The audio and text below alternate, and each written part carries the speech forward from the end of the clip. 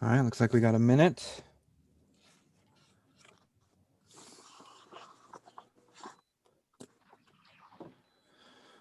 All right, welcome everyone.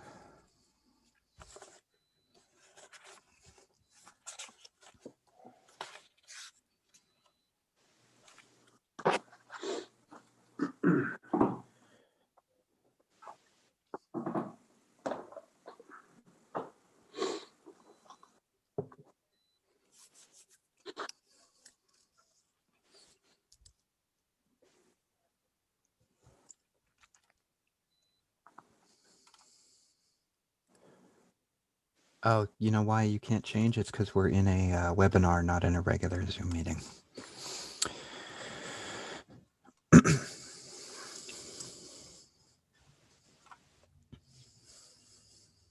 So Okay. I'll just jump in for a second and say hi, everybody. I'm Lori Gerke. I'm here in support of Lori Filgiano with the Ucluelet Chamber of Commerce. I'm actually the president of the board, but I'm here to support Lori. And we are both named Lori, so it's easy to remember. Yeah, that's great. Okay, so looks like it's 1:30 now, so we'll kick off. I'd like to welcome everyone to the meeting. First off, what we'd like to do is recognize that we're conducting our business today in the territory of primarily the Tsesha and Hupatchisitt First Nations, but also many of the First Nations along the west coast of Vancouver Island and even some Coast Salish. So with that in mind, we do have an approval of the agenda in front of us. I'm wondering, Wendy, are there any items to be added or changed? And this would also be the time for board members or staff members to let us know whether or not you have to leave by a certain time or step away. And then we could just work around that. So with that in mind, Director Shannon, if you wouldn't mind. Thank you. I need to leave by 4 p.m. today. Okay. Thanks. Okay. Are there any other additions or changes to the agenda? Sorry, Chair Jack. I will have to leave as well at 4:30 today if we go down. Okay. Mr. Chair, there is one addition for consideration as a late item by the Board of Directors, and that would be under Section 10.1D, reports, a verbal report, information on park applications respecting using the COVID Resiliency Infrastructure Grant Program. Okay, and what item or what number on the agenda? So we could consider that under 10.1D. 10.1D. Okay, thank you. Alrighty, do we have any further changes to the agenda, or shall we move the agenda? Okay, I will say moved by Director Roberts. Director Cote, did you have a comment? No? I was going to move it. Okay, Second. well, you said it out loud, so yeah. Okay, we'll go second there. Any further comments? All right, just looking, seeing none. All those in favor? All opposed? Motion carried. All right, thank you. That takes us from the agenda to any declarations.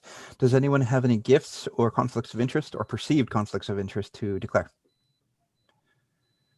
Going once, going twice. Sold. Okay, that brings us to the adoption of minutes. Item 4A is the Board of Directors meeting dated January 13th, 2021. Director McNabb? Move adoption. Thank you, Director McNabb. Do we have a seconder? Thank you, Director Bodnar. Any further comments? Seeing none, all those in favor? Motion carried. Okay, that brings us to item 4B, which is the West Coast Committee meeting dated January 20th, 2021. Director Roberts, seconded by Director McCarthy. Thank you. Any further comments? Seeing none, all those in favor? All opposed? Motion carried. Great. That brings us to petitions, delegations, and presentations. So for those of you here to give presentations other than maybe the internal one, because that probably won't take as long, is we usually limit it to about 10 minutes of content. And then I'll hit pause and ask if you have much more to say. And if you don't, then we'll just continue. But if you do, then I'll ask the board whether and to what degree we want to continue on with the presentation. That doesn't count questions and answers afterwards, so we still have time to have meaningful conversation, but I will be kind of watching my clock. I'm pretty generous with when I start the clock too, so yeah, you can count on at least 10 minutes of presentation time. If I hold up 2 fingers or 1 finger while someone is presenting, that's not me interrupting, I'll just talk. That's just me letting you know how much time you have left. With that in mind, I would like to welcome, I believe, Mark, if he's online. Douglas, is that who's presenting? Oh, Jenny, will you be handling that? All right, please go ahead. Yes. So I would like to recognize Chantel Gemmel, who is on, I believe she's on the Zoom today, which is great. Chantel's been with us for 5 years. She is passionate, dedicated, and thorough, as I have experienced working with her. She is an integral staff member for the West Coast. Through her time, she has worked on our West Coast water systems, assisted with Salmon Beach Community Services. She's absolutely key to the airport operations, especially in meeting our safety requirements and wildlife management. And Chantel's just a wonderful person to work with. So I really wanted to congratulate her on her 5 years. And we are really grateful to have her. And I look forward to continuing to work with her. Great. Well, Chantel, do you have any words? Wow, I would like to say thank you for that glowing speech about me. That's I feel really fortunate to be working for the ACRD. There's not too many places where I think everybody gets along in their jobs for so many years. And I feel like the ACRD has a great team environment where everybody just flows in to fill wherever they need to be and helps each other out. And I feel that's a great benefit to the taxpayers, obviously, to have such a great group of people working for them. And yeah, that's pretty much it. I just feel fortunate for the opportunity. It's a great place to work.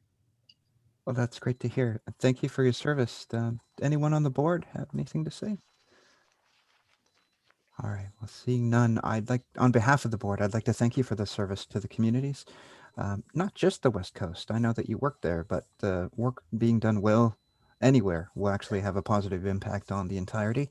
And with that in mind, I'd like to thank you for everything you've done and perhaps everything you will do in the future. And congratulations. And more importantly, thank you. Okay.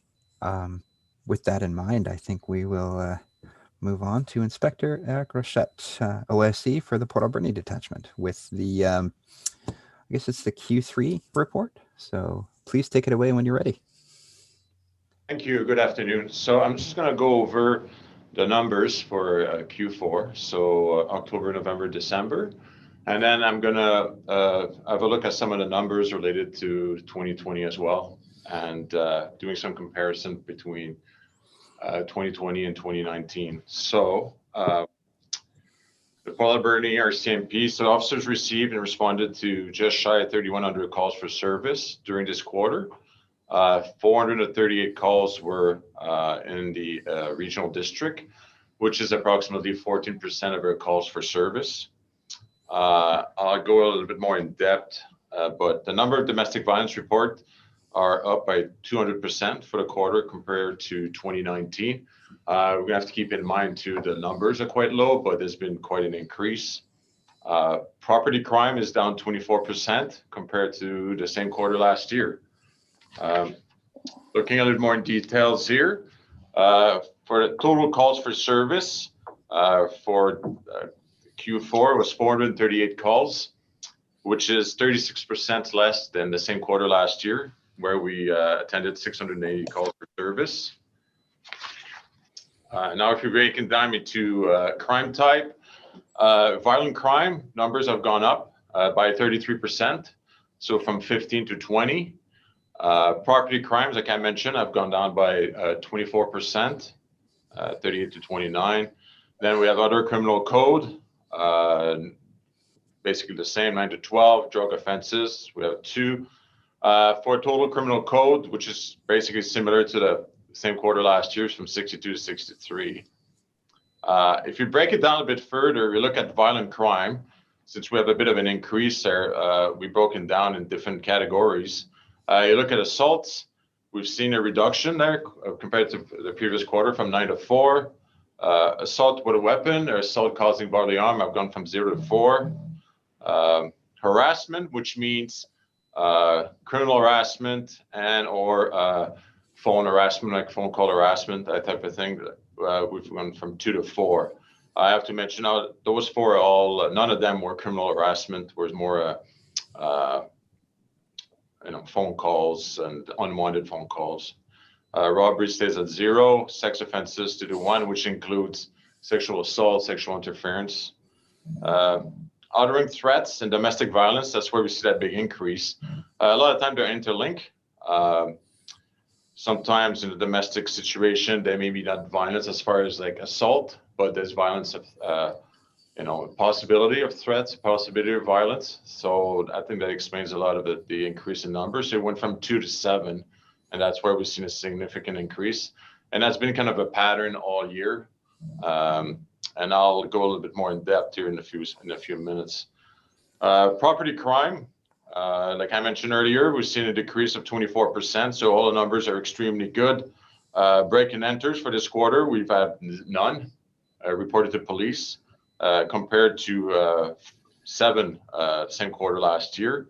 The only increase that we've seen is mischief to property, which is vandalism, went from 9 to 16. Like I mentioned, everything else stays status quo or significant decrease. If you look at other criminal code, cause disturbance, breach probation, cause disturbance didn't increase from 1 to 4. Breach probation did go the other way. And as far as breach of bail, which is breach of bail conditions, so it's something we've worked really hard in the past year as far as using our crime reduction unit or frontline members to make sure that people being released on bail or just released from jail on conditions that we keep making sure that they follow the conditions imposed on them. So we've seen an increase of charges related to that. So we went from 0 to 4 comparing to the same quarter last year. Now, if you look at this, what I pull is the statistic for 2020 and comparing with 2019 for the totality of the year. So total calls for service for the regional district for 2020 for the year was 1,870, which was a slight increase by 3%, which means is 17% of our calls for service have been within a regional district. Like I mentioned earlier, violent crime, we've seen an increase every quarter.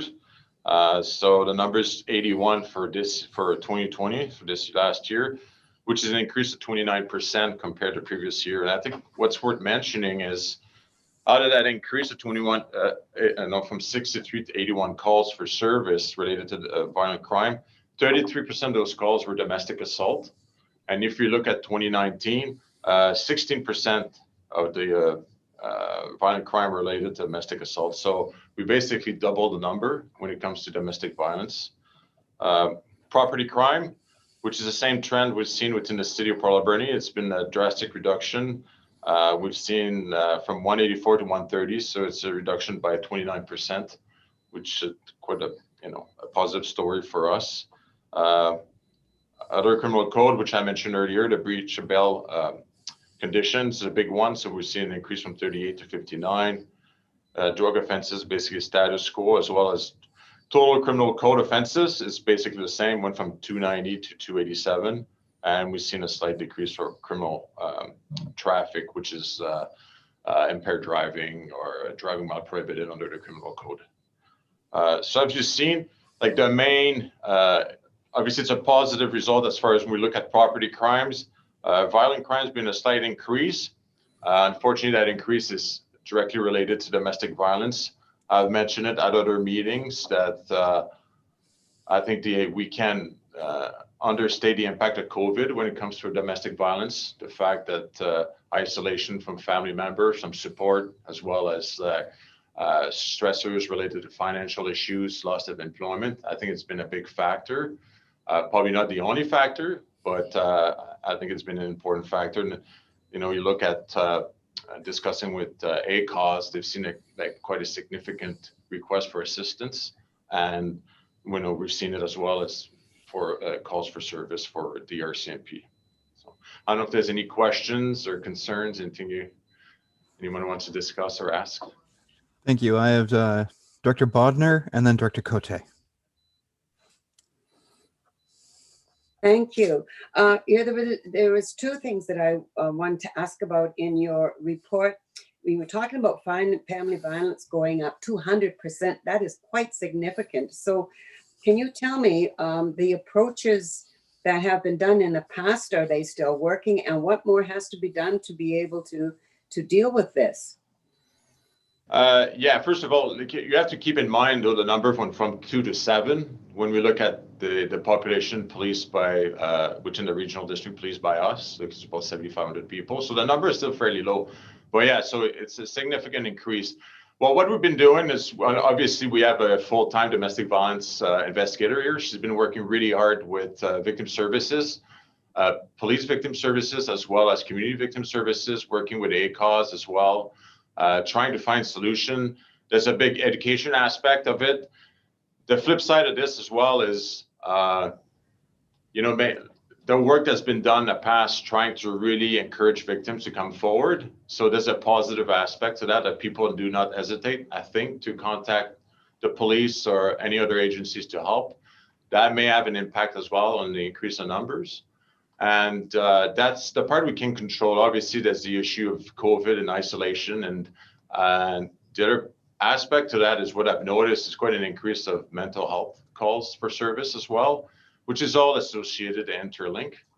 But that's basically what we're trying to do right now and try to hopefully, we'll see the impact of COVID now, like the vaccine is slowly coming to our communities. But that's basically what we're trying to do right now is just increase education, working with the partners, and try to, bring the numbers down.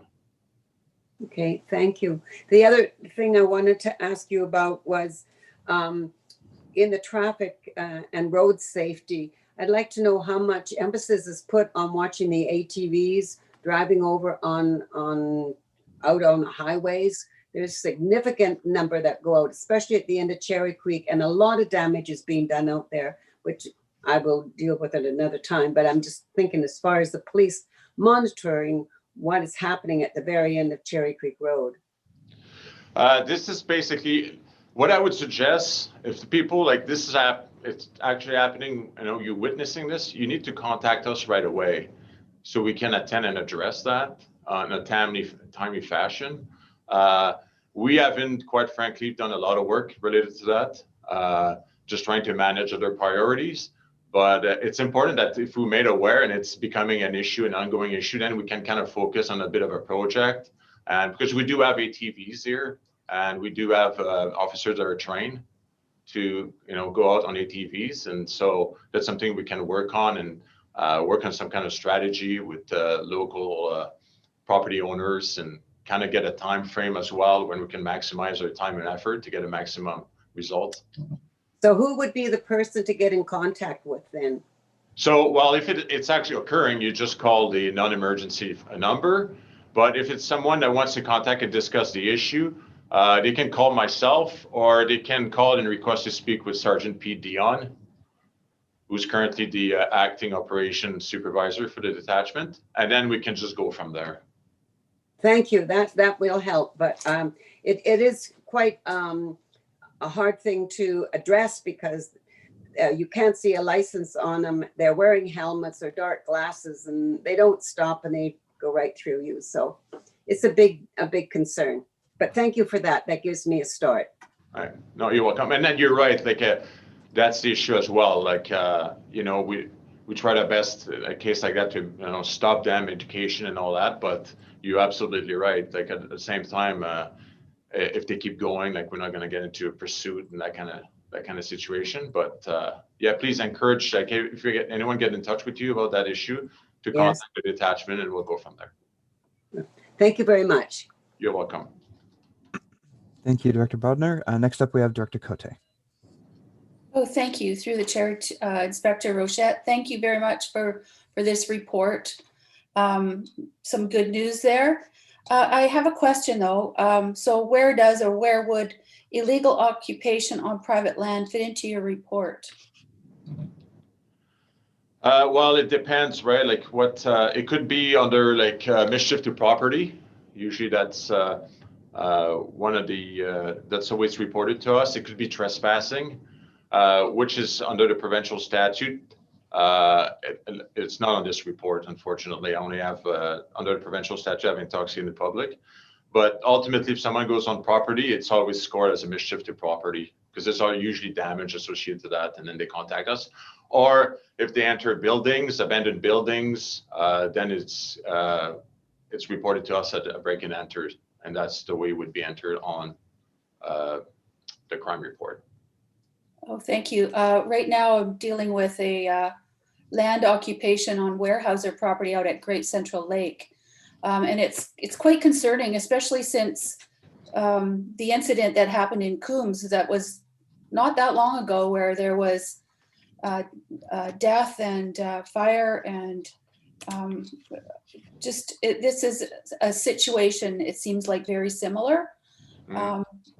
Drugs and illegal activity, I'm sure that's happening, threats happening to community members. So very concerned. Yeah, so I would encourage, like, people need to contact us and discuss these issues, because what we do usually, it's a kind of a multi-pronged approach, right? Like the RCMP can do so much to a certain extent, and then we like to work with bylaw and find different solutions as well that can be done. Sometimes it's just easier than waiting for the court process. That may take quite a while, but like people need to make notes of what they've seen or what they observe and what's been happening, and contact us, and then we'll work with them and try to find solutions. And if charges are required, this is the way we're going to go, and those are the steps that needs to be taken. And then if bylaw is a better way, then we will contact the regional district and work with them as well to try to find a solution. And we'll make sure that wherever you live, you should feel safe, on your property. And if someone's on your property, that you can contact someone, that you'll get assistance. Great, thank you very much. You're welcome. Okay, so I have Director Paulson, and then I'll go. Go ahead, please. Thank you once again, Inspector, for your report. Maybe you could just make a comment, if you wouldn't mind, with the legalization of cannabis over the last 2 years under traffic offenses, if you've seen a spike in impairedness due to cannabis, and how well the members are dealing with identification and conviction in those areas. So I'll start with impaired driving. So the numbers have been pretty status quo, I have to say. A lot of drugs impairment we've seen. Usually it's more related to different drugs than cannabis. That's what we've experienced locally anyway. It doesn't mean that it didn't happen. The other aspect too, sometimes is depending of the evidence we can obtain. There's a gap between, because we have authority under the Motor Vehicle Act to seize a driver license for 24 hours, which is not a criminal matter. Obviously, the threshold to go with a criminal impaired driving, especially when it comes to drugs, is a bit more difficult. We need to get drug recognition expert to assess the driver. But what we observed, obviously aside of the alcohol and drinking, is as far as drug is concerned, it's been more other type of drugs than cannabis that we've seen. As far as, I think your question was regards as well as cannabis operations. So obviously we've received a few phone calls about some citizens being concerned. It's obviously a lot now with the way things are. If there's any decision that appears that we can go with criminal charges, it's always discussed with federal Crown first to make sure there's an understanding of what's required to get to the point of charge approval. It's been I'm not aware of any recent cases locally where we've gone ahead with charges, and we're trying to focus a little bit more on the different, probably bigger drug files at this point, trying to manage them and power as well. But if we receive a complaint, obviously it's investigated. If there's any concerns about the legality of it, of his trafficking and against what's in place as far as regulations, we can contact the provincial inspectors, obviously, and get their opinion. And then we usually contact Federal Crown and just explain to them what we have. And then, because ultimately in BC, Crown, as they're the authority to approve charges, it's not up to the police. So we have to convince them first, and then we'll go from there. Hopefully to answer your questions. Yeah, sounds good. Okay, so I'm going to skip myself and go to Director Cole. Thank you, through the chair. I'm wondering, when we were going through in Ucluelet a possibility for retail cannabis outlets, one of my main concerns was the lack of a roadside screening device. And I was told at the time that there was one up and coming and that it was in the trial phase. I'm wondering how close you are now to actually seeing that being a tool being used in the field. I can't provide timeline because I've yet to hear anything. I know this, they're currently testing devices, but I've been provided with no information as to when it's going to be approved and when it's going to be distributed with two officers. And that's a challenge. Without an approved device, now we have to rely on the DRE program, with a drug recognition expert program, so which is quite challenging. So, but to answer your question, the short answer is I really don't know. Thank you. Okay, and I just had a few questions myself. They're pretty easy though. It seems as though the increase in the breach of bail, you had noticed or noted that there was some kind of focus on that. Is that part of the focus that you're doing with the city in regards to kind of crime reduction strategy and the prolific offender type things? It seems like that's something I would follow up on and investigate more often to help kind of reduce the impact of prolific criminality. Yeah, that's basically, yes, it's the same as we do with the city. So it's the same team. Obviously, my crime reduction unit is pretty limited as far as we only have 3 officers, but it involves as well the frontline general duty members. But that's what we do. We work really closely with the probation office, get weekly report from them, who's on curfew, what type of conditions, and we make sure, like I get a shift report at the end of every shift.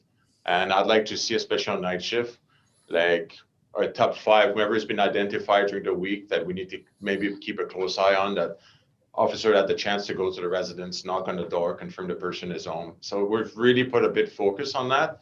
And it helped quite a bit for sure, like when you look at the property crime numbers. And so that's going to keep being our focus for the near future. But yeah, we're working closely with probation office as well in regards to that. Yeah, I guess I just wanted to iterate that certain numbers may go up, but those will actually create numbers going down in other categories. So I quite appreciate that kind of ratio of really working smart, and I think that's to be recognized. And then the other thing I had a question about in regards to when we compare numbers from each year to each year, I do know that I think it was StatsCan that had shifted the rules on how you're to note down these types of call outs, because there used to be that you wouldn't note down anything that didn't turn into anything, like if it was just a call for no reason or wasn't actually a crime. And I can't remember what exactly the relationship there is, but I know that came in either last year or the year before. So when we look at, say, 2017, do we have to take that into account when we compare the numbers? Yeah, so my policy, when I look at the numbers, I look at nothing older than 2018, because that's when they changed the scoring process. So if you look at the stats, I know we provide the last, like all the way to 2016. I really compare just with 2019, and that's my baseline. And that's the way it's going to be in the future, unless there's a significant change the way the scoring files. But I can't see that in the next few years. It's just they change it like what you're mentioning. If a file was considered unfounded, then it would kind of disappear from the stats. And that's why you see the numbers are so low when you look at 2017 or 2018. Yeah. Not like there's been suddenly this drastic change of behavior. Actually, it's quite the opposite when you really look in depth. The numbers have gone like, it's been a positive trend for sure in the last few years. It's just statistically speaking, they've changed the scoring. And it happened in late 2018. So that's basically, I look at 2019 and it's a good comparison with 2020, and then we'll move forward from there. Yeah, I guess I'm mentioning it just to remind anyone who may care to watch these is that, you know, you can't compare them 1-to-1. But also I can see the value in doing it either way. You know, when you take off the unfounded calls, it makes sense when we're trying to gauge levels of crime and that sort of thing. But when you add those unfounded things, it kind of helps us gauge the level of activity of members, and that matters too, right? So we just got to try to find some sort of medium there. But I'm quite happy with the progress that's been happening so far with the activities of the RCMP. And from there, I'd just like to, on behalf of the board, thank you for what's going on. So with that in mind, thank you for connecting in. And yeah, I look forward to seeing those numbers go down in another quarter. Sounds good. Thank you. Okay. All righty. So that brings us to, and I think I'm pronouncing it right, Ms. Lori Filgiano, the Executive Director, and Lori Gerke of the Chamber of Commerce for Ucluelet. Hopefully. Yeah, that was great pronunciation. Most people don't get it, so good job. Please go ahead. Hi, everyone. I'll start with introducing myself. My name is Lori Filgiano. I am the new Executive Director at the Ucluelet Chamber of Commerce. I stepped into this role in October, my predecessor being Lara Kemps, who I'm sure some of you know. And I am accompanied by the Chair and President of the Ucluelet Chamber of Commerce, Lori Gecker. Yeah. It's really nice to meet everyone, and thank you so much for taking the time to hear what we have going on and an initiative that is about to launch. So I'm going to share my screen with everyone, and I will jump into our presentation.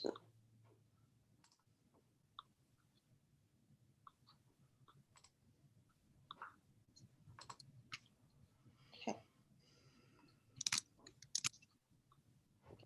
See that. Okay.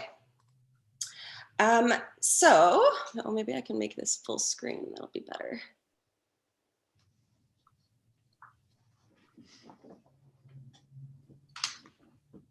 Okay. I'm here to introduce a project that has been in the works over the past couple months, and we're launching it in the upcoming 2 weeks, actually. So it's really quite exciting. It's called Common Ground Market, and some of you may have heard of it already. I've actually presented this to Director Cole and Director Steer previously, and I'm really excited to present it to the Board of Directors of the ACRD. We've also been talking about it on both the CBC and the Tough City Radio, as well as in the Westerly newspaper before the holidays. So Common Ground Market is a multi-vendor online marketplace similar to Etsy, which some of you may know of, but specific to our region. We'll be launching with vendors from the 9 West Coast communities, and we intend on expanding next year to include all the ACRD regional communities. So why don't we jump right into the presentation?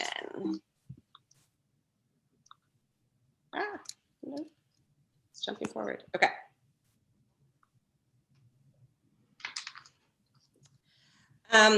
So Common Ground Market is a regional initiative. The mission is to support emerging and established artisans of the coast by helping make their work readily available across Canada.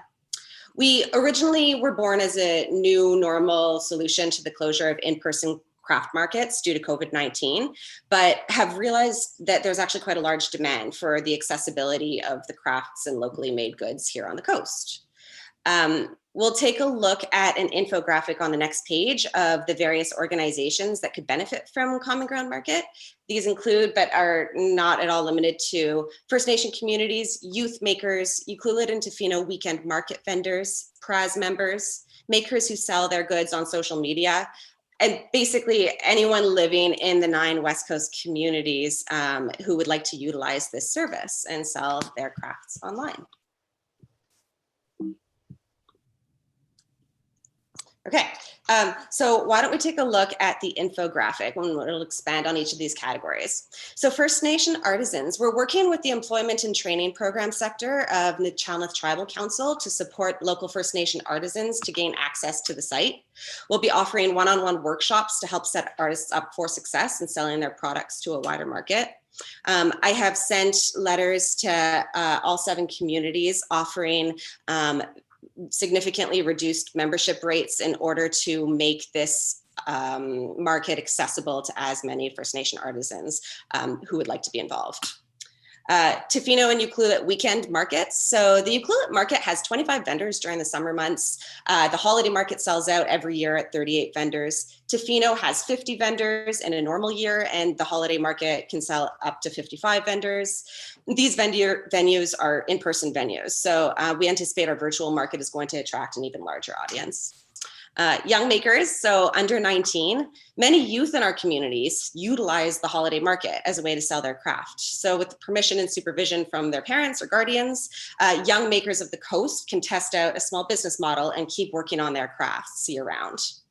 Home-based and West Coast Made. This was a Facebook group that started because of the closure of holiday markets. It was started by Lynette Dawson, an avid artist and art advocate here in Ucluelet. It was created on November 8th, and I put a post out there just to kind of gauge some interest from the 311 members. And there was tons of activity and response and love for this project. And I've had several vendors since sign up as future vendors for the market. So it was really great to see how much support we were getting there. The Pacific Rim Art Society, PRAS, so we're going to be in partnership with them offering art and business workshops online in phase 2 of this project, which I'll talk about shortly. E-commerce can be really daunting. It comes with risk, it comes with upfront costs. Without an easily targeted audience, it's really hard for artisans to commit to any of these startup costs at all. And we're quite lucky to have such a strong following and brand here on the West Coast. With the marketing support from Tourism Ucluelet and Tourism Tofino, Common Ground Market's going to have a targeted audience and will be a marketplace that artisans can join risk-free and cost-effectively. So let's jump into phase 1 of this project and what it'll look like.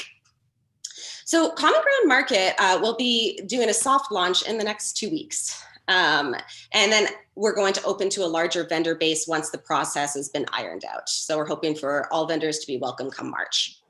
It'll begin as an e-commerce platform with upwards of 50 vendors. There's no limit to the amount of vendors. It's just a guesstimate for the beginning. And Ucluelet Tourism and Tourism Tofino intend to support us with national support, with national promotion. So how do we see this market expanding? By fall 2021, we want to expand the services involved to include art workshops in partnership with both PRAS and Nest, art and business workshops in partnership with the Ucluelet Chamber of Commerce and the Tofino Long Beach Chamber of Commerce, on-site advertising opportunities, and pop-up shop opportunities for vendors. So parts of phase 2 are going to help with market revenue, and let's take a look at that. It's really important that this market is self-sustaining. While we originally wanted to make it a free market, it became quite clear that that was not going to be possible with administration costs. That being said, we are keeping our costs as low as possible. The idea is very much to support the artisan community in the ACRD. So our market revenue is based on commission, meaning there's no overheads to the vendors for using the platform, and they only have to pay once they make a sale. We are starting with a 10% commission rate if you are a chamber member of either chamber, or a 25% commission rate for non-members.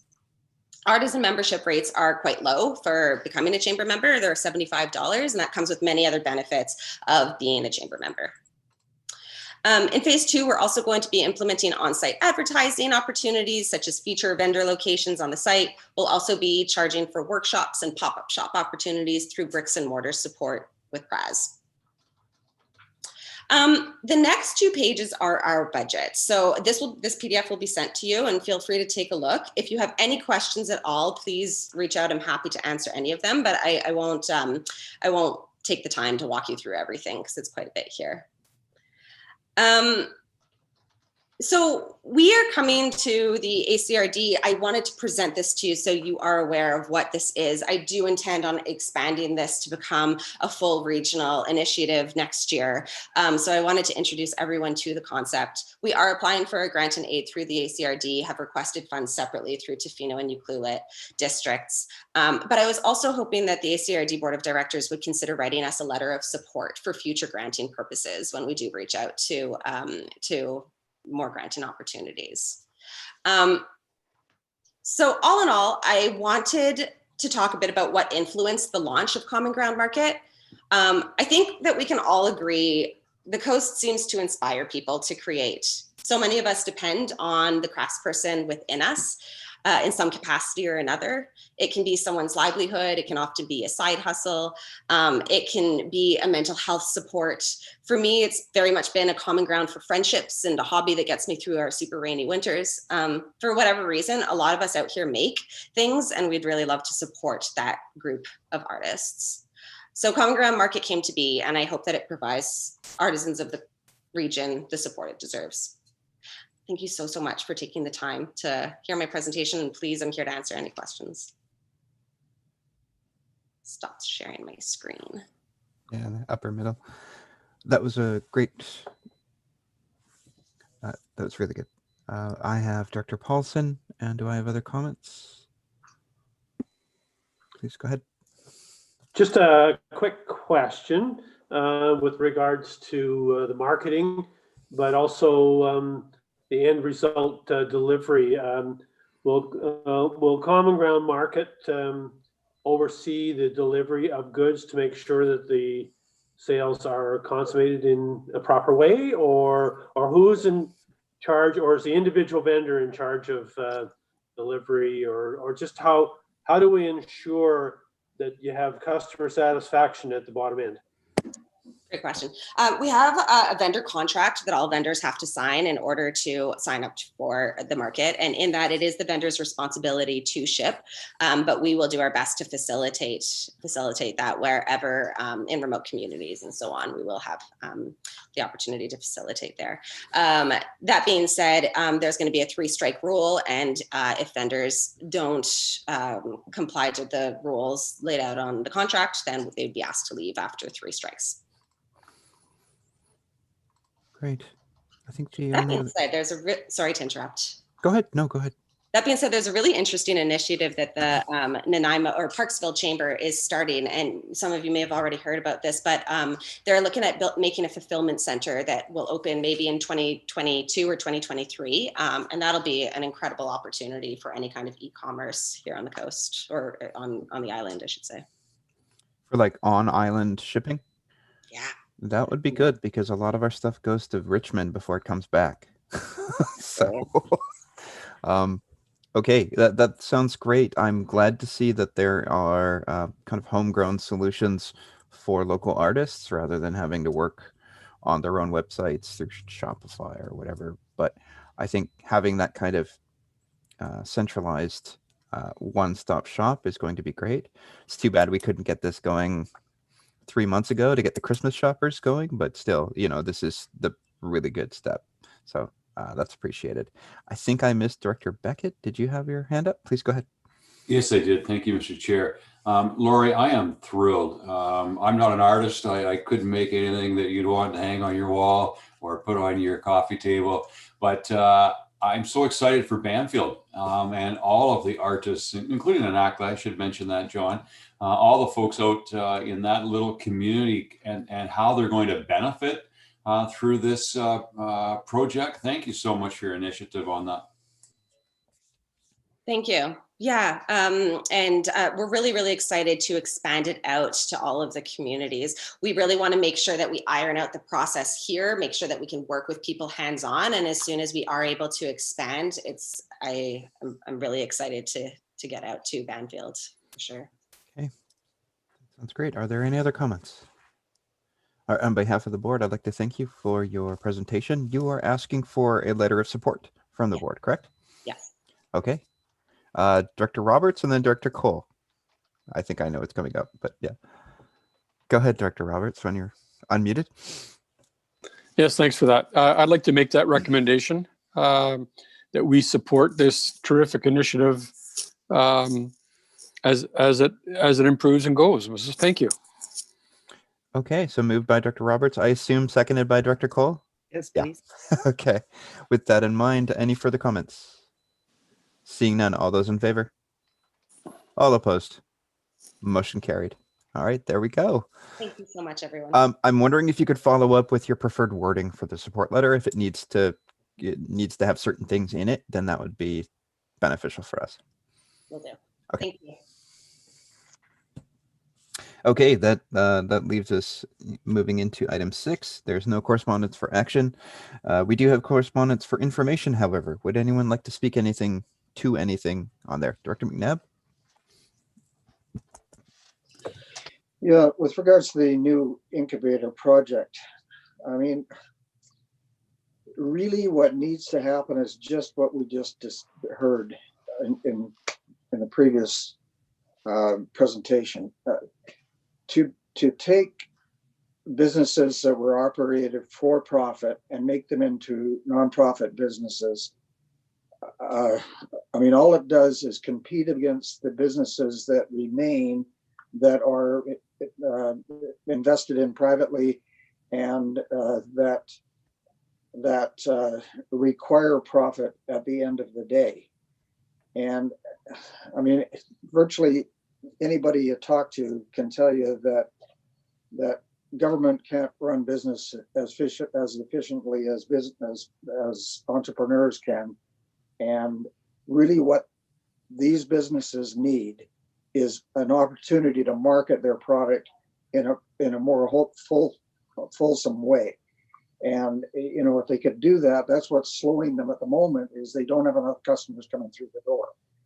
But to take this approach and turn 30% of the businesses in any community into not-for-profit, wow, it just scares me. I mean, anybody that has invested their life, their home, their family life in a business, which I've done plenty of, just would shriek at this, quite frankly. And I mean, yes, it's going to keep the employees in the community, but outside of that, it's really not going to have a positive overall effect. The project that we just spoke of, or that type of project implemented in general business, would be a godsend for most operations. So I just like to make that comment. Thanks. So thank you on that. I think what I'll do is I will extend that conversation back to the ICE-T board.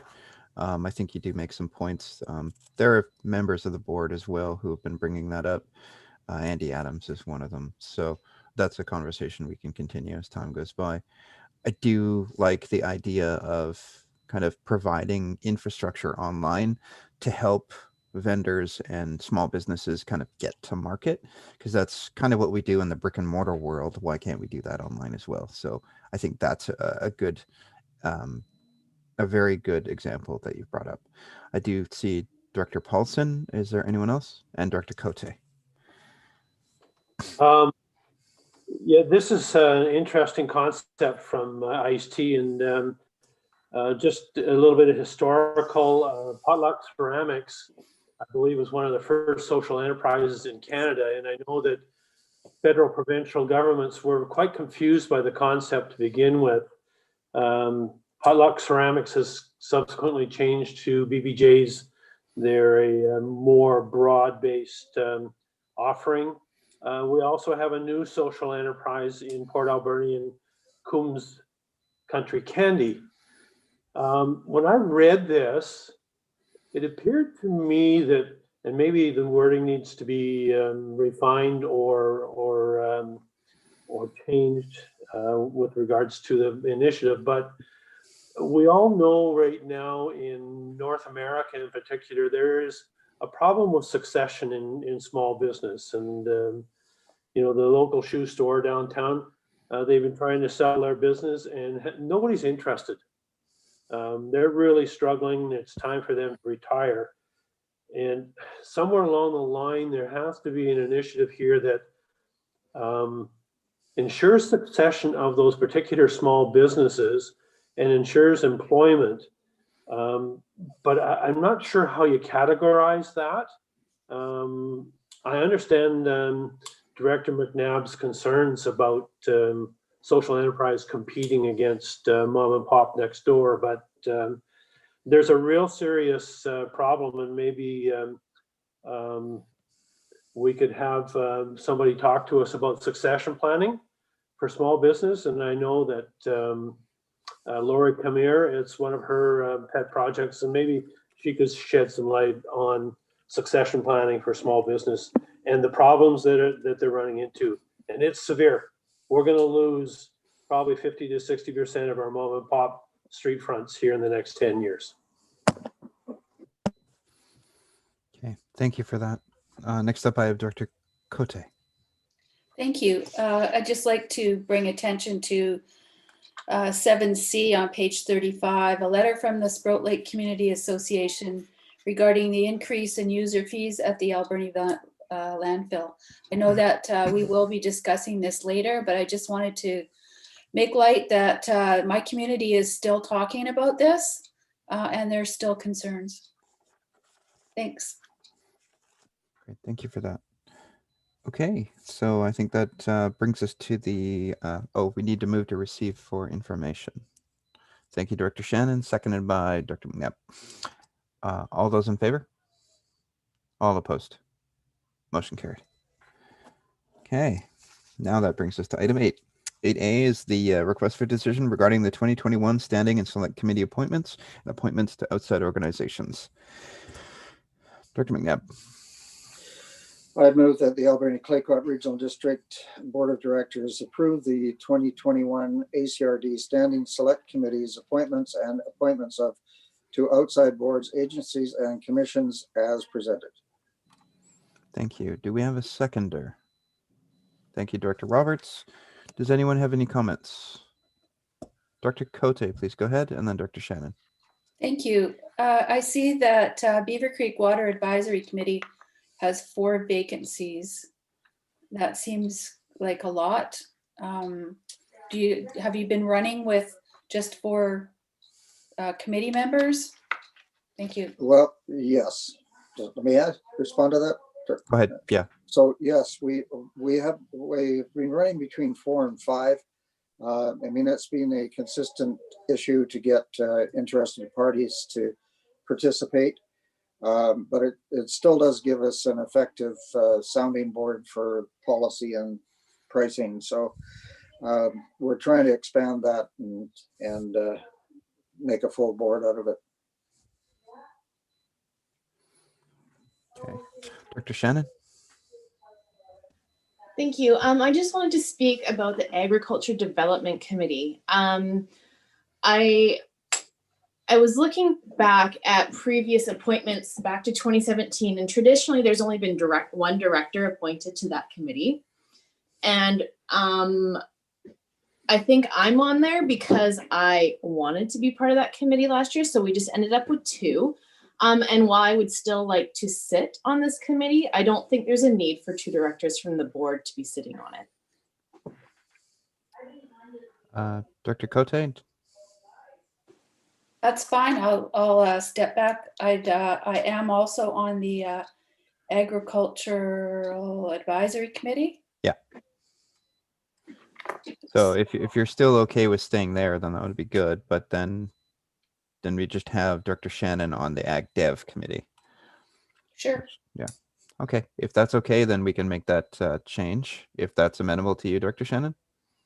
Yeah, I'm not wanting to boot Director Cote, and if she really wants to stay there, I would step back down. But I just don't feel the need, since there's 8 to 10 meetings a year, that 2 of us are being reimbursed to sit at this meeting. Okay. So I think that that deals with that particular conversation there. Thank you. I do have a question for Director Paulson. I just took everything that Director Haggard was involved with and put your name there. Is that okay with you? I know that there may be some overlap, and I think this is what Director Minions is going to say.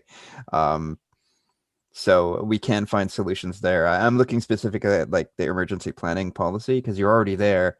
So maybe we should look at who's there. Well, that's a bad example, but Dr. Yeah, the emergency planning group is all of council, including the mayor. Yeah. I looked through the list.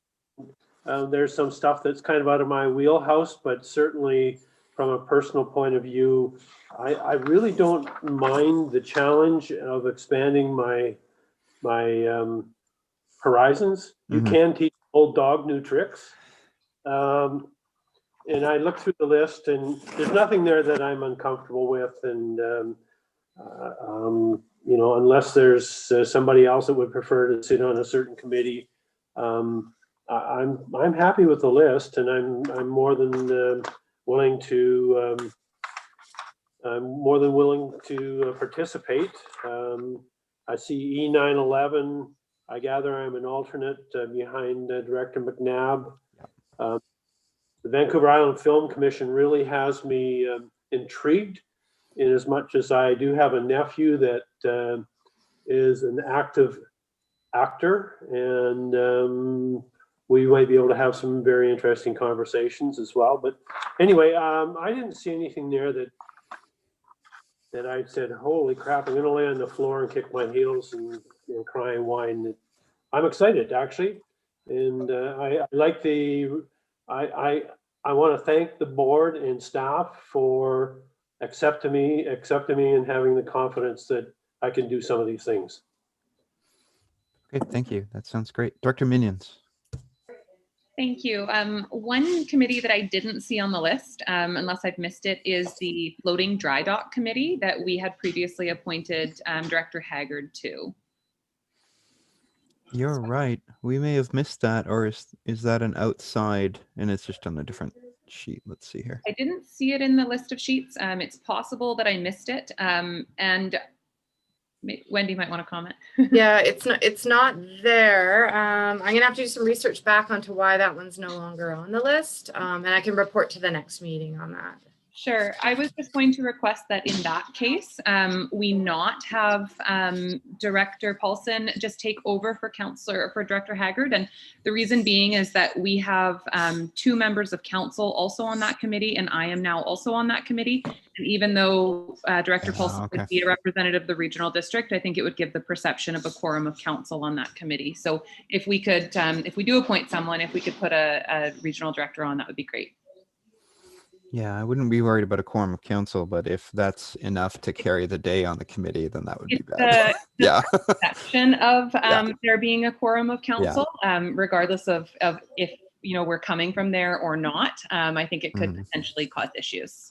You're quite right with that concern, because there are other jurisdictions out there that if more than half of a city council are just seen sitting together at lunch, it's conspiracy theories, right? Yeah. So I'm sure Councillor or Director Paulson would love to continue on it, but I anticipate potential issues there. Thanks.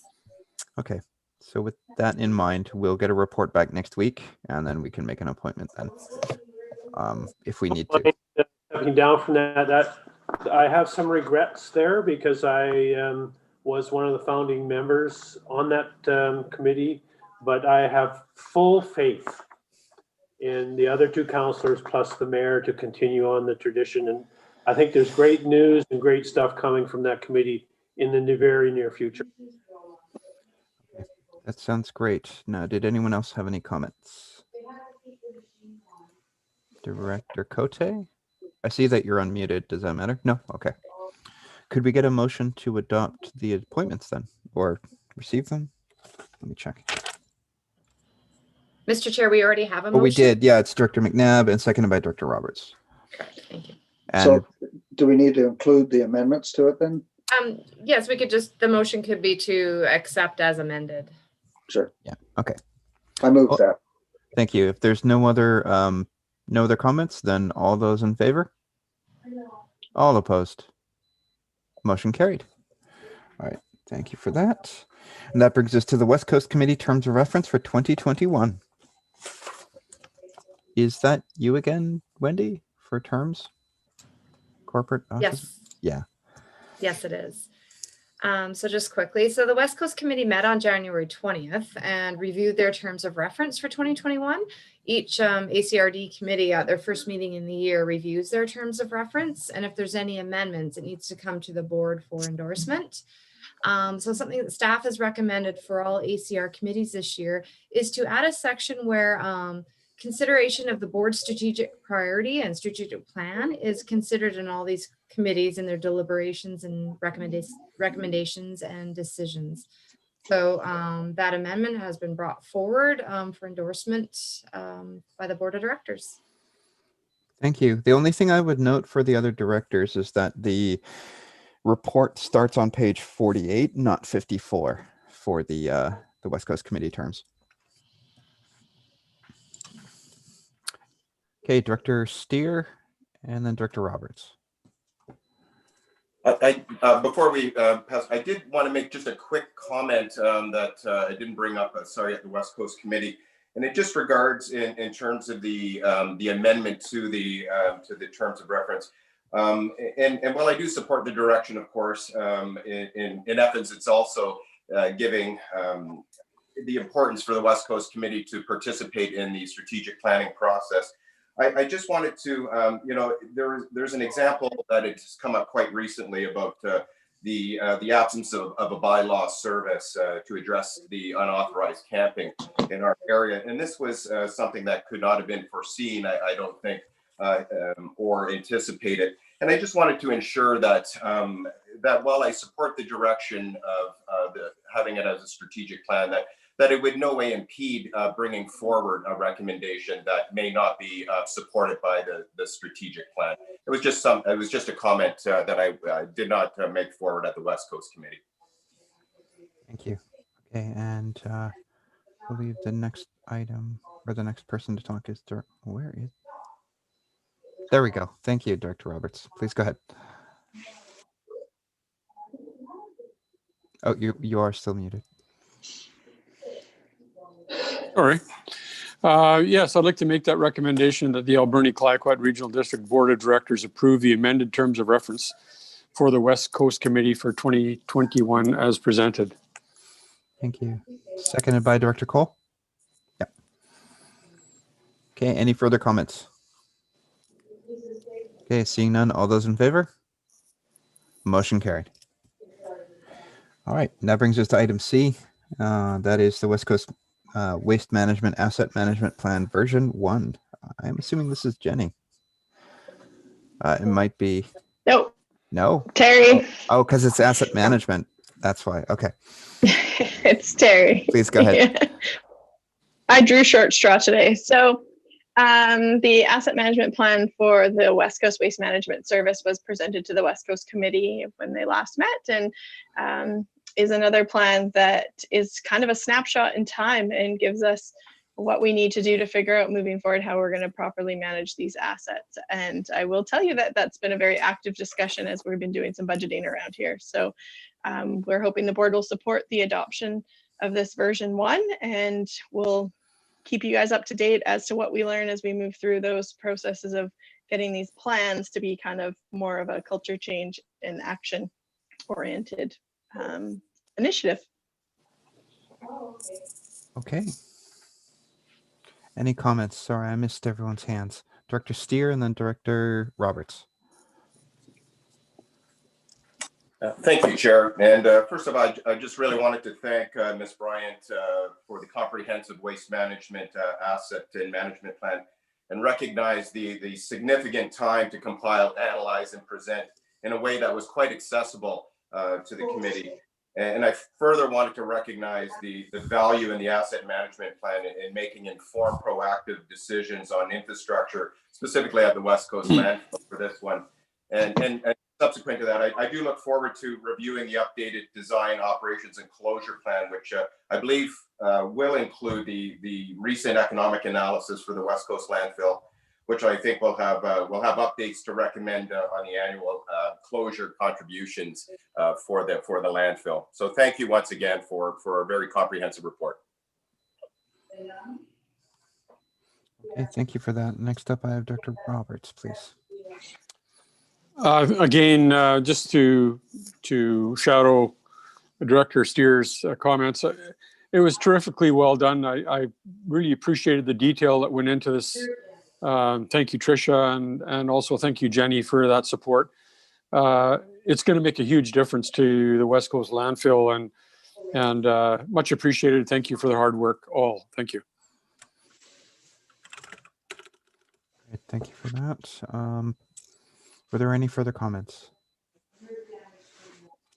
Did anyone move to accept the plan? I don't believe so. Director Roberts, would you like to do so? Okay, do we have a seconder? Seconded. Oh, thank you, Director Johnson. Got her hand up quicker. Okay, any further comments? Seeing none, all those in favor? All opposed? Motion carried. Okay, that brings us to planning matters. The first item is for, and the only item is for all directors in regards to zoning bylaw review and housing needs project report projects. So I think Mike, it's just an update, eh? Go ahead. Yeah, so I'll go ahead. Next meeting, we'll have all kinds of new applications for for the board. Just Amy Anaka, who's the lead on both these projects, has put together this update. So the first part is just an update, or is an update on the zoning bylaw, the rewrite, where we're at, and what next steps we're going to take.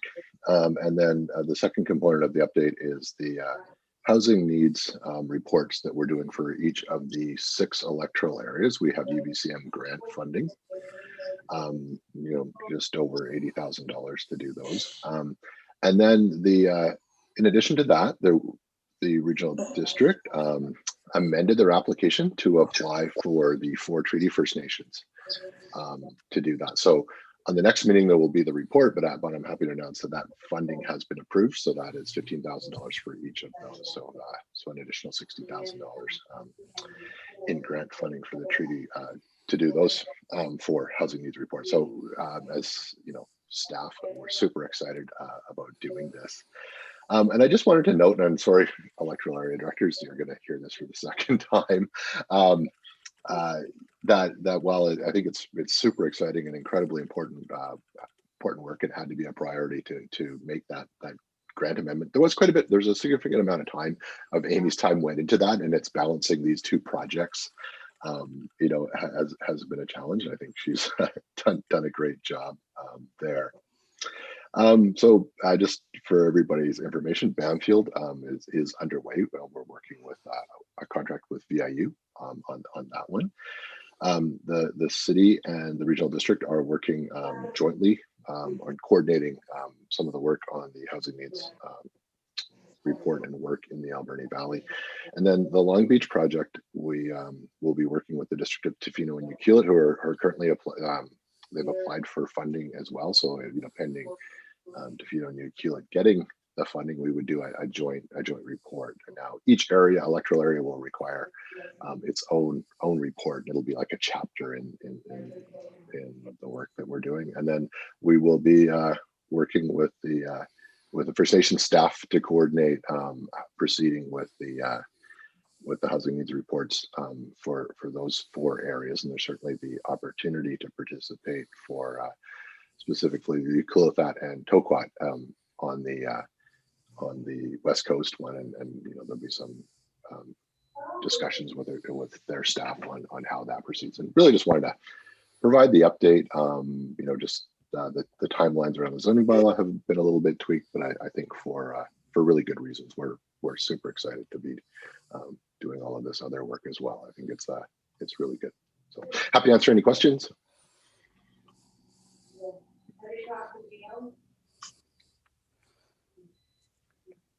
All right, seeing no questions, I'd like to thank you for your report.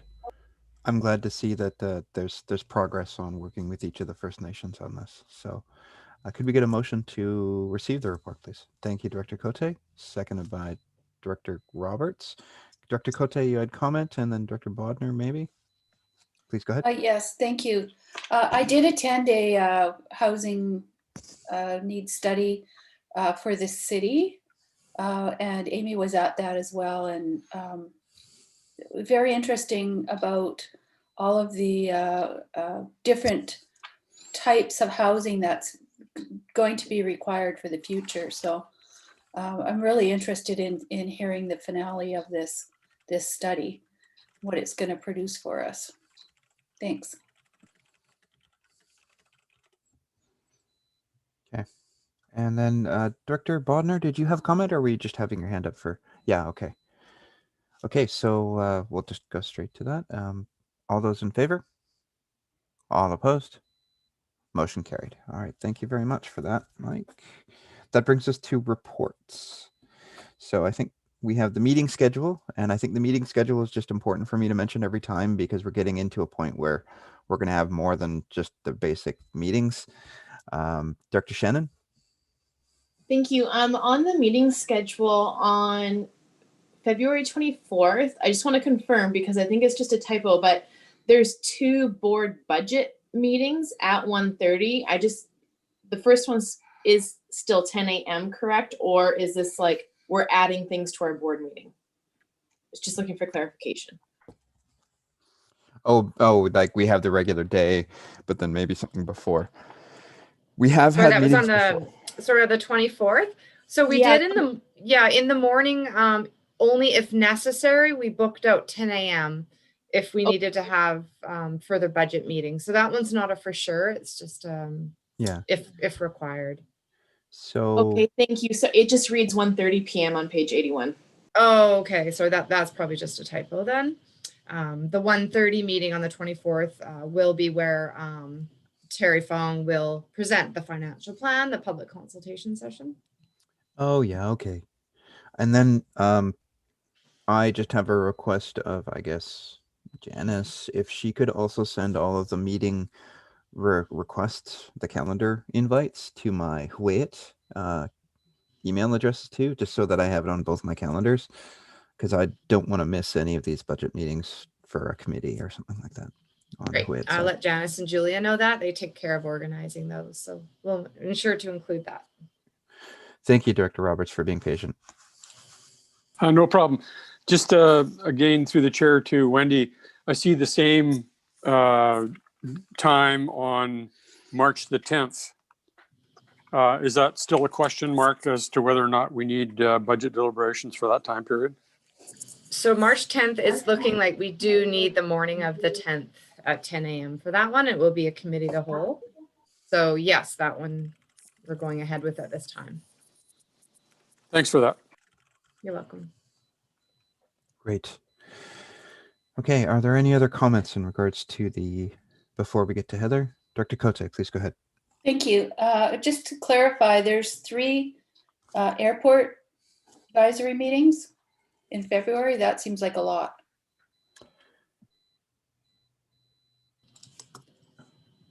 I'll let Doug speak to that. Mr. Chair, the advisory committee for AVRA is getting into a time of their deliberations where a whole bunch of data is coming in. So there was a survey out, et cetera. And so each of those meetings has been scheduled with a particular purpose, and the consultants will be having a number of deliverables happening in each of those. Okay. Any further comments? Okay, seeing none. Heather, please go ahead. Thank you. Okay, so just a quick emergency operations center update. So provincially, there were 407 new COVID cases yesterday for a total of 4,260 cases. In Island Health, there were 210 active cases, with the majority of these cases being in the Central Island region. Of the 200 cases in Island Health, 157 were in Central Island, including 15 new cases yesterday. As some of you may have heard Dr. Henry speak earlier this week, she is concerned with a number of daily cases that are being reported, and she's encouraged everyone to help bend the curve back down. The greatest source of transmission is occurring outside of the interactions that we have outside of our workplaces, outside of schools, and outside of our households. So last week, the province rolled out the provincial immunization plan. starting with immunizing those who are most vulnerable to serious illness and death, including long-term care residents, staff, rural and remote First Nation communities, and seniors. So the plan that the province has laid out will allow anyone who is eligible to receive the vaccine have one administered by the end of September. Provincially, there's been over 122,000 people in the province vaccinated. On Vancouver Island, there's been about 24,000 doses administered, which equates to only 3% of the adult population. This is a very small number, but the vaccines are being delivered to the most vulnerable people, which is very positive. In the news earlier this week and last week, there's been a reportage of a lack of vaccines being delivered to Canada. So in BC, the second doses have been delayed until day 42. And this will be the case until there's some assurance that the vaccine supply has fully resumed. That's about all I have for EOC update. I just wanted to mention quickly that we launched Voyant Alert last week, which is our emergency notification system. We launched it on Monday of last week, and we have over 800 subscribers in the Alberni Valley and Banfield. So I would encourage anybody listening to download the app on your phone and subscribe to the program. If you know anybody who doesn't have a smartphone, they can also receive notifications via their landline, their home phone. Anybody that's struggling to register, please phone the regional district and we will help you get registered. So I'm excited for that, and I'd be happy to answer any questions. Thank you. Director Shannon, please go ahead. Thank you. I just have a question about reporting from Island Health. I noticed that on an Nanaimo News online paper that Island Health gave data this morning for more specific information in the central area, like broke it down between Alberni, Clayoquot, Cowichan, Nanaimo, Oceanside for the last month. Is that a monthly thing that they're doing, or have they just done it because of the numbers we're seeing in the Central Island? Thank you. Thank you. Director Jack, may I just share my screen for a second? I'm just going to share what Director Shannon was talking about. Can you see that? The breakdown. So it shows the breakdown by Alberni, Clayoquot, Cowichan Valley, Nanaimo, and Oceanside. So that's actually the first time I've seen Island Health do that, and I would suspect that they are trying to highlight, you know, where the cases are in the community. I don't know if they'll be doing that on a regular basis. I think it all depends on the severity of the cases in Central Island. So Alberni, Clayoquot is certainly doing better than the east side of the island, but I would express caution with that. Nanaimo and Port Alberni are very close together, as Duncan's only a couple hours away, and we have lots of people traveling back and forth between those communities. So it's good information, but just be cautious with it. I think that's well said, and I think that we may not see this level of detailed reporting again, especially given the impact that reporting has had on the Cowichan tribes. I think this is an experiment in what we talked about 9 months ago about how and why they shouldn't be sharing specific information, because that kind of gossip, I can't think of a better word at this moment, but that kind of gossip will contribute to what we've seen. So that being said, it's good to have the information. It's good to know that we have a bit of a buffer, but the way that communities interact with one another and the way that essential services interact with one another with deliveries and whatnot, there's always a concern there. So I think we just continue on with the same messaging, honestly. I'm worried that I missed someone's speaking. Did I miss anyone? Dr. Paulson, go ahead. I don't want to steal Director McNabb's thunder here, but just some good news. Last night, there was a meeting of the Alberni Clayoquot Continuing Care Society, which is ECHO and Fir Park. And the good news there is 90% of staff and clients have been vaccinated with the first round. But I think we need to caution people, just because you've had that first round, really doesn't mean a whole lot at this stage in the game. And the other thing to keep in mind is the people that are vaccinated can still be carriers. They may be immune, but they can still be carriers. They may be asymptomatic. So just a word of caution, just because there's vaccinations going on, we're not home free. And but we were very, very excited last night in the Continuing Care Society meeting that degree of vaccination has been done, and certainly the 42 days is a concern, but I'm sure the second round will happen. And I'm scheduled to have mine in April and May. Yay. So I think those reports are the hospital district next week. So you totally scooped them by like a whole week. So, so with that in mind, though, that is great news. And I see Director Cole with her hand up and Director Bodner. I just wanted to share what I learned last week. I'm actually participating with First Nations Health Authority doing immunizations in Tyastanis last week and again this Thursday and Friday. And I was a little bit confused about if you're 74% now after the first dose and then you're 95% after the second dose. So I asked a bunch of questions, and what I came up with was I didn't understand how herd immunity was going to work if you're still carrying it, even though you're not sick from it. And what I was told is that, yes, 5% of people after the second dose, after a couple of weeks after the second dose, will still get it.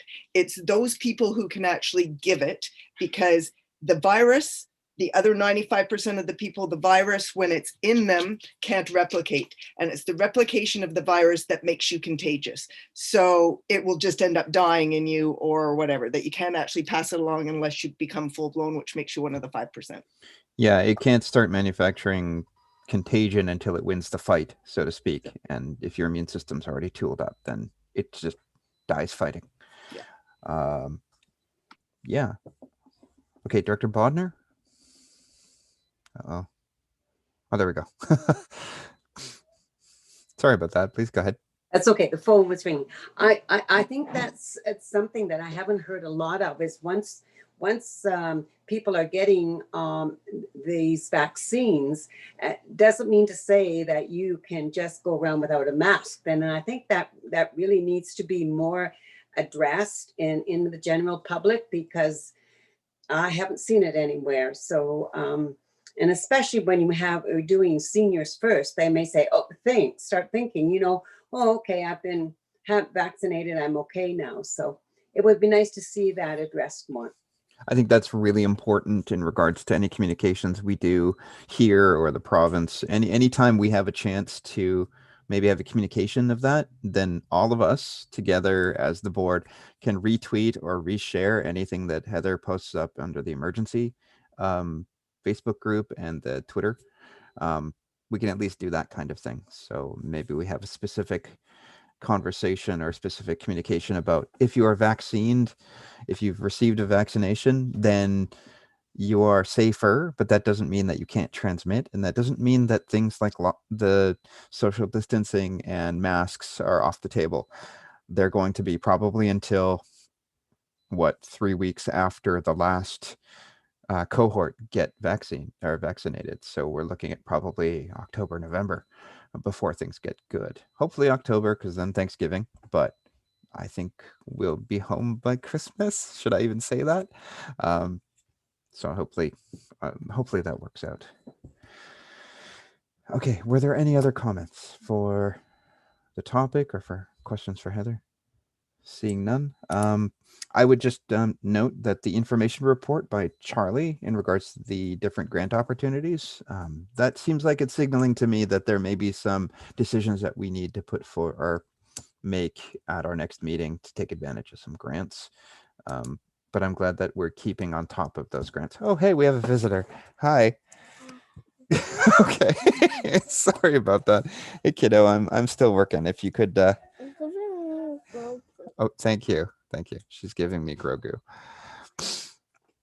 Okay, sorry about that. I didn't see her coming. It's okay. Okay. I completely forgot what I was saying. Oh, I was talking about the infrastructure grants. Just I appreciate the report, and hopefully that's something that we can see coming in the future. Would anyone go ahead, Heather, and then Dr. McNabb? I just wanted to say that Charlie and I worked on this report last week, but the late addition Jenny is going to speak to, and it's actually to do with this specific grant. Okay, yes. Please go ahead. Thank you, Chair. Yes, so specifically looking at the ICIP CIVRIS, anyhow, the COVID resiliency funding. In there's one stream for active transportation. So staff have specifically looked at all of the electoral areas to see if there is projects that would meet the eligibility criteria. At the EA committee meeting this morning, we talked as well about our Community Works funding, and again, looking at different projects that may or may not be eligible. What we've identified is that there's two specific projects that we are going to be submitting grants for. One is the replacement of the footbridge at Evergreen Park. This has been identified as a high-risk item. And if we don't receive funding, it has been tagged as one that will receive Community Works funding. The second one is the Lakeshore Trail, which is part of their current trail development program in Sprout Lake. And again, this has also been identified as one that would be eligible, we think is good candidate for Community Works funding. The challenge with this funding is it was a very fast turnaround for the grant application, and the projects must be completed by the end of the year. That means including construction, which makes the requirements at what phase the project is already developed and designed to be quite high. So those applications will be submitted today, and you should expect a report on the next board agenda requesting a resolution from the board, which they are allowing to be to come in after the application's already been submitted. So.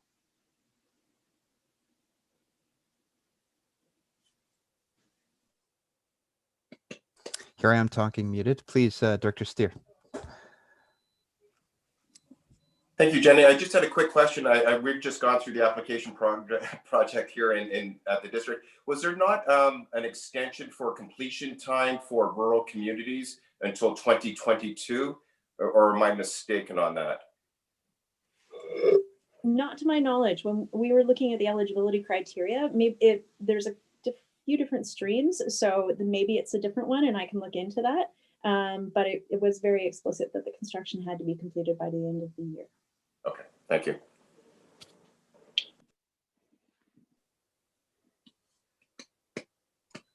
Any further comments? I was just going to mention the grant applications. They have to be submitted today.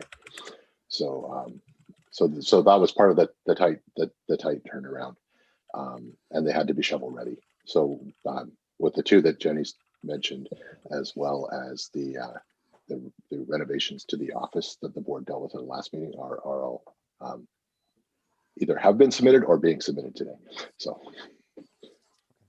sounds great. Okay, Dr. McNabb, please go ahead.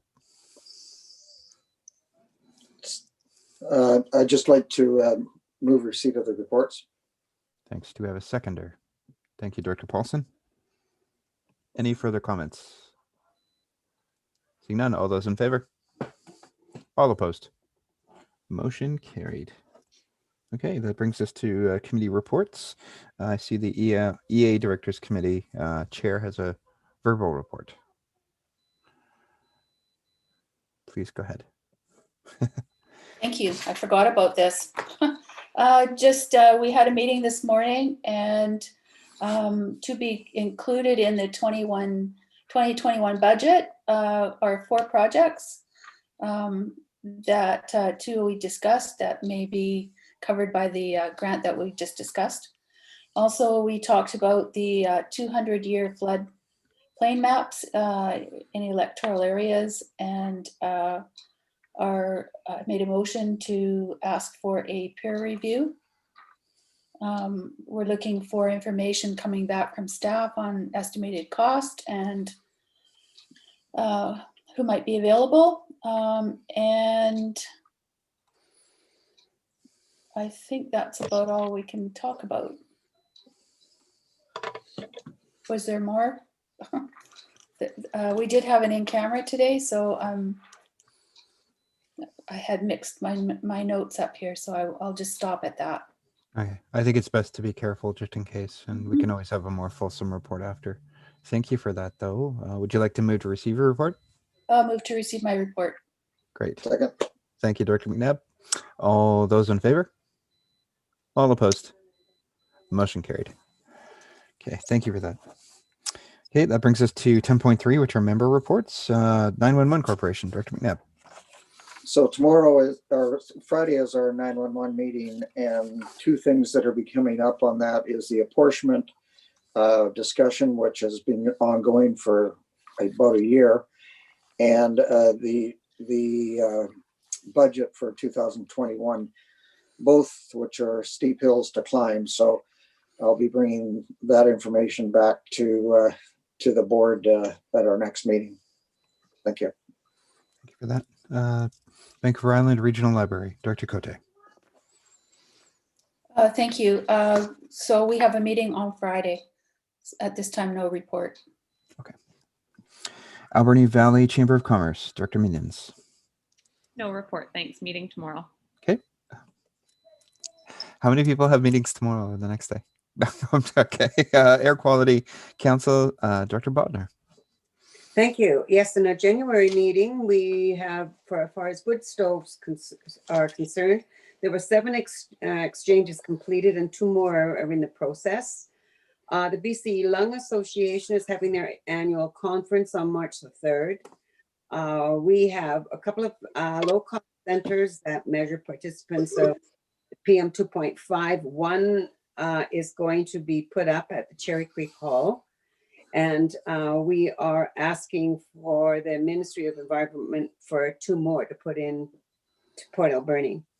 And the Alberni Climate Action, which is the new group of citizens that are grouping to discuss the availability to reduce carbon footprint in the community. They're getting more formalized, and they'll give us a report and to the Air Quality Commission later this spring.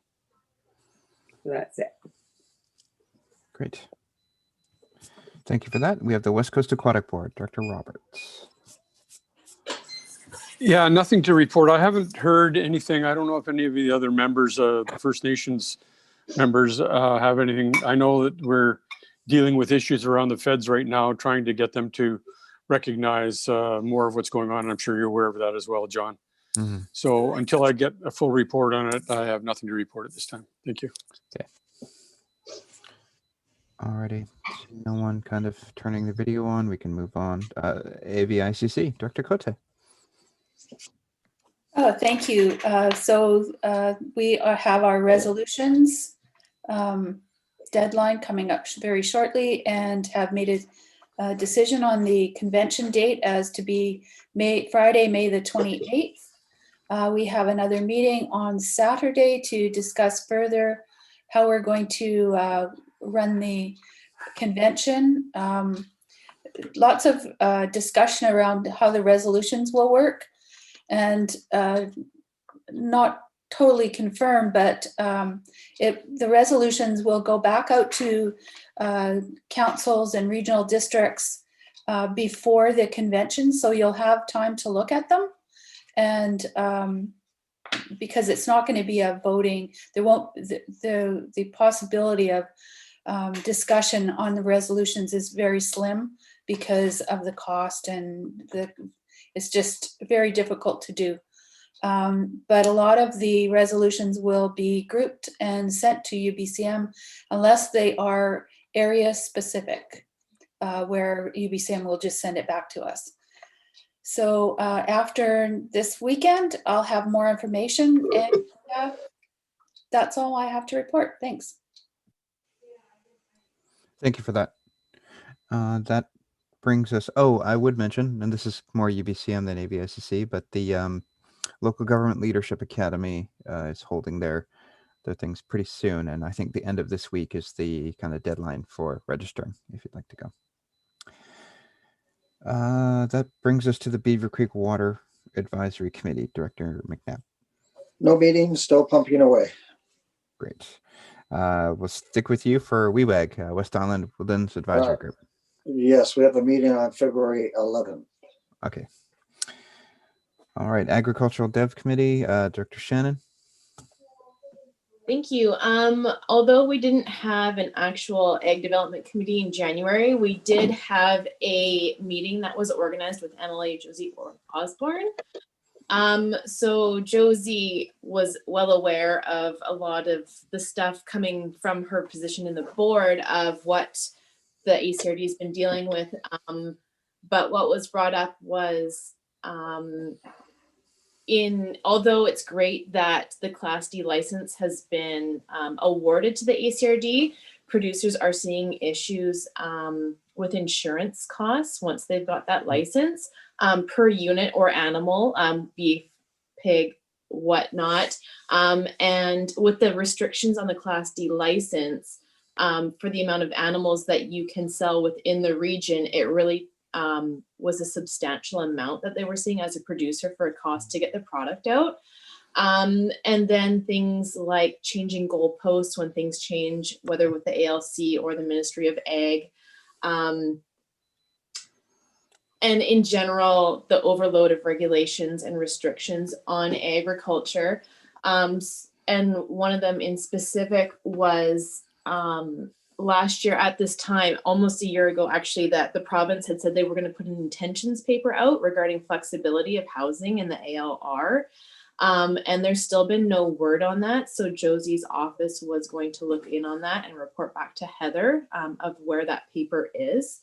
And then otherwise, we're going to have our next meeting scheduled in February.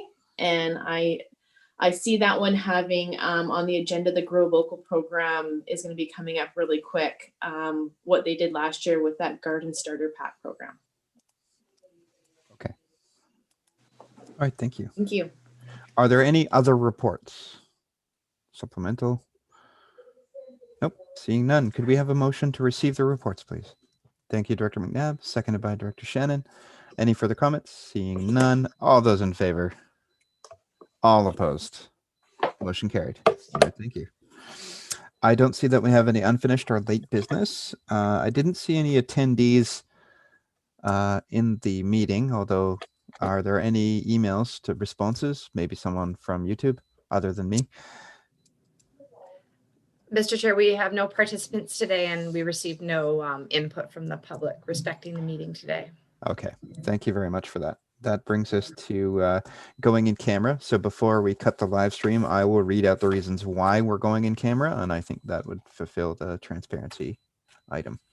Okay, so this will be a motion to close the meeting to the public as per the community charter under sections 91A, personal information about an identifiable individual who holds or is being considered for a position as an officer, employee, or agent of the regional district or another position appointed by the regional district.